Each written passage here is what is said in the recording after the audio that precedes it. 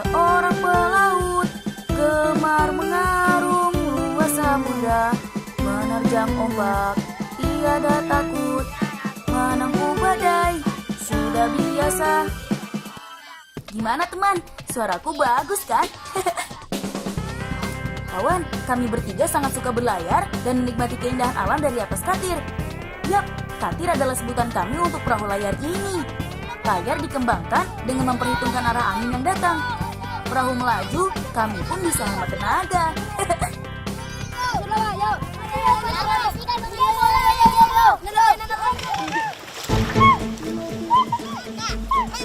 Nah, itu ibu. Ayo kawan, sepertinya ibu sedang butuh bantuan. Pasti kau, amor deh, pasti kau.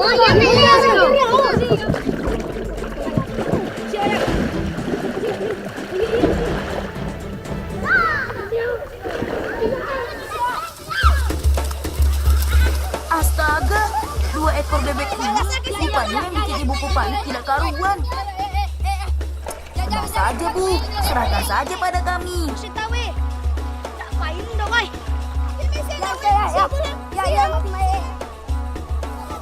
Ayo sobat, kebun. Yeay, berhasil. Satu ekor sudah tertangkap. Satu lagi, tugas Iam dan Agus untuk menangkapnya.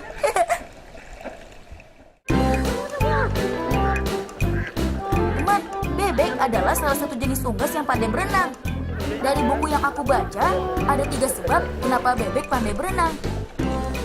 Pertama, bebek memiliki bulu lembut dan dilapisi lilin yang membuatnya tetap kering, sehingga memudahkan mereka untuk berenang.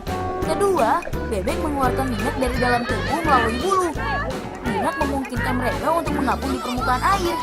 Ketiga, bentuk kaki bebek yang berselaput sangat memudahkan mereka saat mendayung dan berenang di dalam air.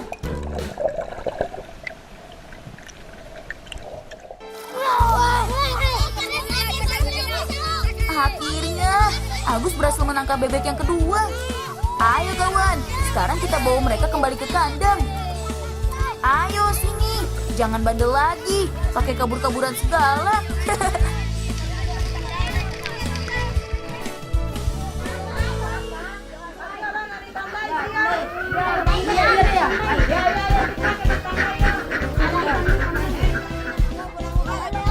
Teman, ibu bilang 2 ekor bebek ini lepas saat mau dipasang tali penanda seperti ini. Kami menyebutnya tali titi. Titi artinya bebek.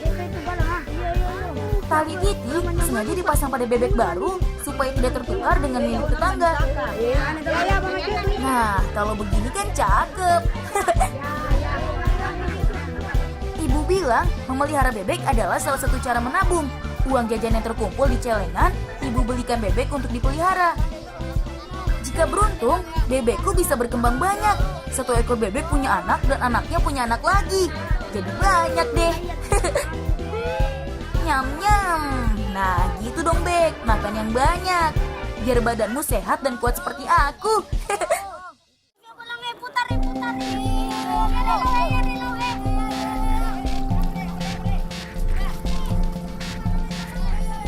Teman, ini adalah keramba lobster milik bapakku. Meskipun usia keramba ini baru setahun, tapi si lobster penghuni keramba lainnya jumlahnya lumayan banyak.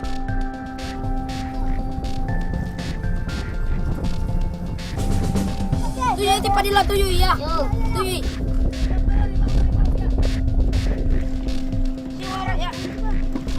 Ya alas ya. Alas Nah, sebelum kita lihat bagaimana keadaan mereka, kita siapkan pakannya dulu yuk. Lobster di sini sangat suka dengan ikan rapik-rapik. Salah satu jenis ikan karang yang memiliki daging yang tebal. Tapi kami harus membersihkannya dulu. Wah, ikannya segar begini, mereka pasti lahap nih.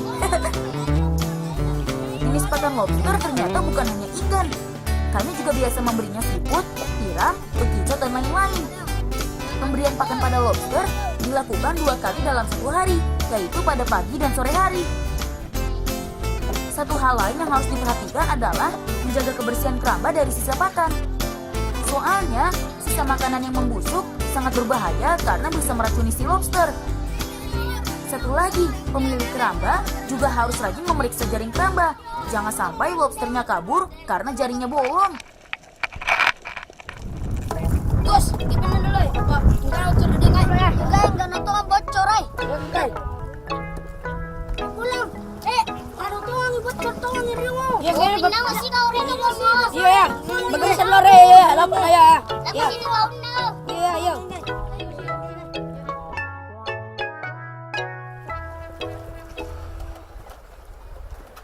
Ayo Gus, saatnya kita beraksi. Pulang liwa.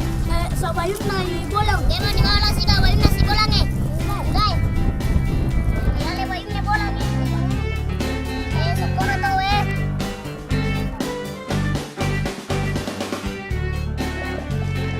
Teman, di pulau kami, keramba lobster banyak dipasang di sekitar perairan Selat Kerayaan atau Salangan. Tempat ini aman dari angin kencang dan gelombang tinggi yang dapat membuat jaring keramba cepat rusak. Nah, ini dia salah satu buktinya. Tapi tenang kawan, aku sudah biasa membereskan masalah seperti ini. Jaring keramba lobster dipasang pada kedalaman 4-5 meter di bawah permukaan air laut. Ketika ada kerusakan di dasar, kami tidak mungkin menarik semua jaring ke permukaan. Mau tidak mau, kami harus bertahan, menyelam sambil memperbaiki bagian yang rusak. Teman, jumlah si udang besar ini semakin lama semakin berkurang, dikarenakan harganya yang tinggi. Namun nelayan Pulau Kerayaan punya cara lain. Sejak tahun 2015, kami mulai melakukan usaha pembesaran lobster di keramba. Sebagai pemula, tentu saja kami harus banyak belajar. Sebab jenis dan cara perawatan lobster berbeda-beda. Ayo kawan, tugas sudah selesai. Saatnya kita segera pulang. Pasti kau lang. Mana tuh malam bosan na itu. Manui pasti kau pindah sih kau. Bos. Ya. Ya, iyo di mana iyo pembos ya wah. Yang gay mo. Ya. Tugas sudah beres kita kerjakan. Sekarang saatnya aku mengajak 3 temanku bermain di pantai. Dijamin seru deh. Teman, Pulau Kerayaan dihuni oleh lebih dari 600 kepala keluarga. Sebagian besar dari kami adalah nelayan dan sisanya adalah petani.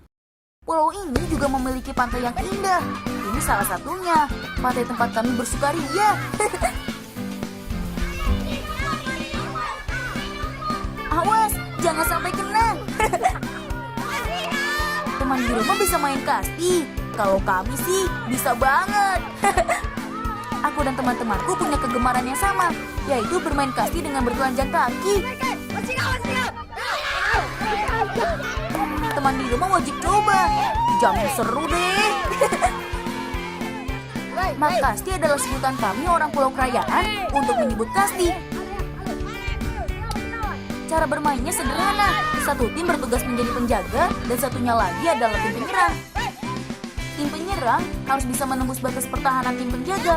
Jika ada salah satu anggota tim penyerang yang terkena lemparan bola, maka aturannya harus berhenti bermain. Nah, sebaliknya, untuk anggota tim penyerang yang bebas dari lemparan bola, maka dia yang layak dinobatkan sebagai tim pemenang.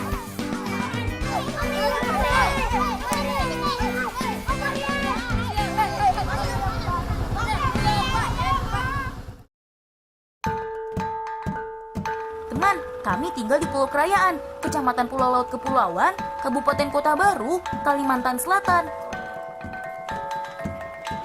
Di tempat ini, tradisi lama masih terpelihara dengan baik. Salah satunya, Mapande Mangirang. Tradisi asli masyarakat suku Mandar ini diadakan untuk memperingati usia 7 bulan kandungan ibu hamil.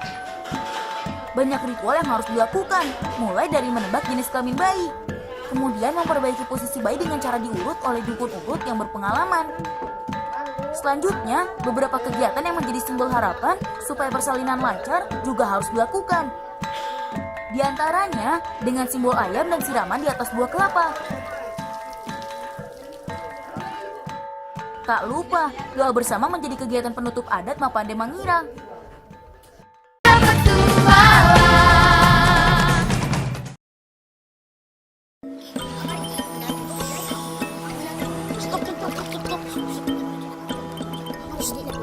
Ada sesuatu yang tidak wajar di sana.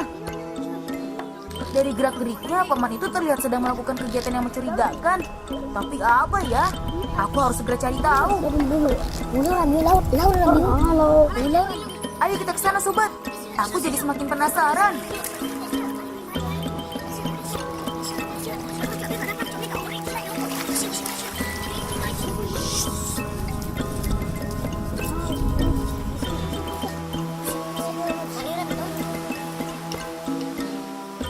Teman, kami menemukan satu lubang bekas galian paman yang tadi.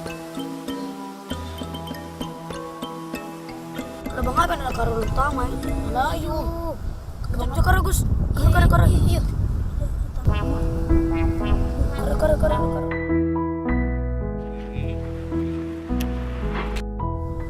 Ya, talok panju. Bisa gini nak kalau kamu taruh kamu. Ay, talok panju tor jodoh ada atas mu. Coba, Buaya. main Ayo aja, dokan pulang. itu atas dulu ya nu. Ya, ini adalah telur penyu. Penyu memiliki telur dengan ukuran sedikit lebih kecil dari telur ayam kampung. Memiliki bentuk yang sangat mirip dengan bola tenis meja. Sayang, masih banyak orang tidak bertanggung jawab yang mengambilnya untuk dijual dan dimakan. Padahal dari buku yang aku baca, telur penyu mengandung kolesterol yang sangat tinggi. Satu telur penyu mengandung lemak dan kolesterol setara dengan 20 telur ayam. Itu artinya, kalau dimakan dalam jumlah banyak, akan meningkatkan resiko penyakit jantung dan stroke. Ya, Dan apa mirip bola nih? dia tamung super nangis saya. Teman, semua jenis penyu yang berada di perairan Indonesia sebetulnya telah dilindungi oleh hukum, yaitu Undang-Undang Nomor 5 Tahun 1990 tentang konservasi sumber daya alam hayati dan ekosistem. Pelaku dapat dijerat dengan hukuman 5 tahun penjara dan denda 100 juta rupiah. Itu sebabnya kami sangat mendukung konservasi atau kegiatan melindungi penyu, karena kami yakin keberadaannya sangat berperan terhadap keseimbangan lingkungan laut. Hari ini, ibu mengajak kami pergi ke kebun mangga. Kami tidak berencana untuk panen buah mangga, tapi kami akan melakukan perawatan kebun. Kami menyebut kegiatan ini Mapacinye Pona Mangga, atau bisa juga disebut membersihkan kebun mangga. Cara tradisional ini terbukti ampuh membuat tanaman di kebun kami tumbuh subur. Tidak ada pupuk atau obat penyubur buah, tapi hasil buah di kebun kami selalu melimpah. Selanjutnya adalah pengasapan.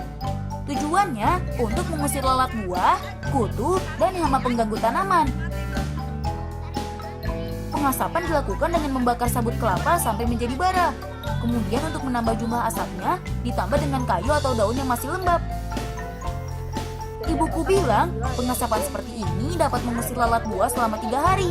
Namun pengasapan yang berlangsung paling sedikit 13 jam sudah dapat membunuh lalat buah dan hama lain. Bola enggak mau pala ye, nawongnya. Dilasau. Oh ya enggak mau pala kak enggak. Oh, lete pasayam. Ayo kawan, kita lanjutkan petualangan kita hari ini.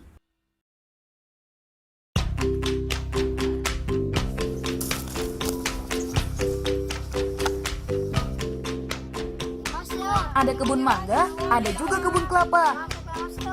Jika mangga banyak ditanam di kebun dan daerah sekitar gunung, kelapa justru banyak kami jumpai di sekitar pantai. Sayangnya, dibanding mangga, kelapa justru memiliki harga lebih rendah. Itu sebabnya, tidak jarang kami menjumpai buah kelapa yang tua di pohon. Meskipun begitu, kami tetap mempertahankan pohon ini tumbuh di kebun kami untuk memenuhi kebutuhan sehari-hari. Hingga kini, masih banyak ibu-ibu yang mengambil daging buah kelapa ini untuk bahan membuat minyak goreng.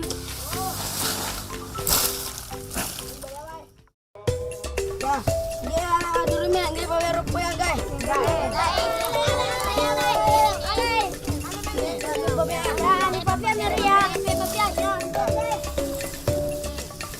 Ayo kawan, sekarang waktunya kita mulai membuat ropo.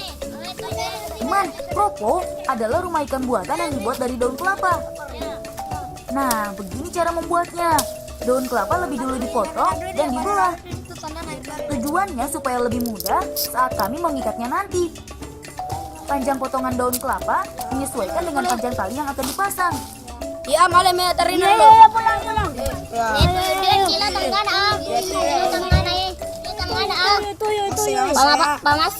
Selanjutnya, satu persatu daunnya sudah siap, kemudian diikat dan ditarik kuat. Hal ini sangat menentukan mutu ropo setelah jadi. Ya, os, gak mati mau ya.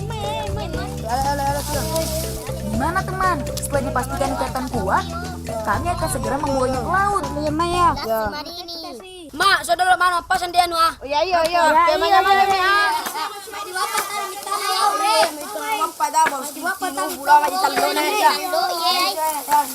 Guys, narian jaki, Rai. Teman, kami sedang menuju pulau kerajaan kecil. Untuk sampai di sana, harus bersampan dengan jarak kurang lebih 1 kilometer. Tidak jauh memang, apalagi karena kami sering datang ke sana. Petualangan akan terasa sangat menyenangkan. Ini dia pulau kerajaan kecil. Dalam bahasa daerah biasa kami sebut kerajaan Becu. Ya, guys. Pulau dengan panjang kurang dari 100 meter ini tidak memiliki jalan setapak yang menembus daratan pulau. Jadi mau tidak mau, kami harus berjalan menyusuri tepi pantai untuk sampai di sisi pulau yang lain. Dulu pulau ini memiliki ukuran 2 kali lebih besar dari ukuran yang sekarang. Namun karena abrasi, pulau ini semakin menyempit.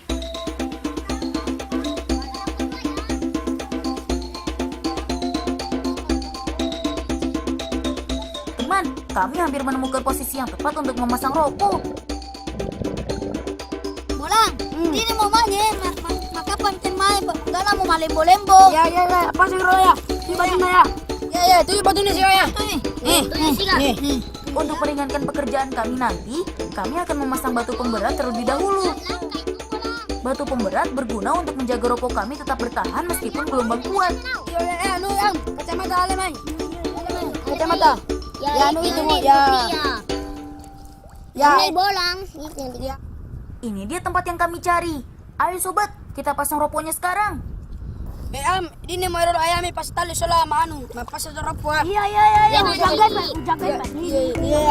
piamanya bolang. Padila Agus, piamanya. Teman, rokok biasanya kami pasang pada perairan pantai berpasir pada kedalaman 2-5 meter. Tempat seperti ini biasanya tidak banyak dikunjungi ikan. Namun rokok yang dipasang pada posisi yang tepat akan mengundang ikan untuk datang, bahkan untuk berlindung. Teman, sebelum pergi, aku mau periksa sekali lagi. Aku tidak mau rokok kami terpasang salah sehingga ikan enggan untuk datang. Yang harus diperhatikan, bambu pelampung, daun kelapa harus terikat kuat pada batu pemberat. 3 bagian ini harus terpasang berurutan dari atas ke bawah. Jika berhasil, rumah ikan buatan ini akan mulai dikunjungi ikan setelah 10 hari terpasang.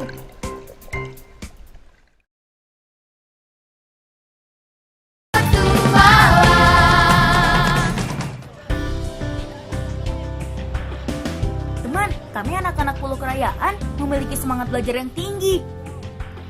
Sayangnya tempat kami sangat jauh dari kota kabupaten. Kakak perempuanku salah satu contohnya. Untuk melanjutkan sekolah di tingkat atas, kakak dan teman-temannya harus sekolah di kota kecamatan yang berada di daratan Tanjung Lalak. Untuk sampai di sana, kakak harus menyeberang laut dengan perahu nelayan seadanya. Ayo sobat, lebih cepat lagi. Karena terlalu buru-buru, kakak lupa buku pelajarannya yang harusnya dia bawa. Nah, itu kakak.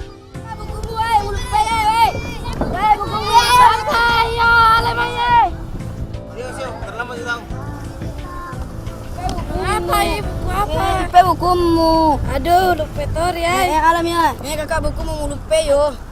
Lo masih sekolah, pamite bukumu mana lo masih sekolah. Pamite mau lo lain wah. Kakak, jaga diri baik-baik ya. Cuaca hari ini sedang kurang bersahabat. Angin berhembus kencang, tidak seperti biasanya. Teman, kelak aku pasti akan semangat seperti kakak. Meskipun jauh, pendidikan harus terus diperjuangkan. Seperti kata pepatah, jangan ragu untuk terus mengejar ilmu meski sampai ke negeri Cina. Teman, sampai di sini dulu petualangan si Bolang dari Pulau Kerajaan, Kalimantan Selatan. Mari terus semangat, bulatkan tekad untuk terus berlari mengejar mimpi. Salam bocah petualang, dadah!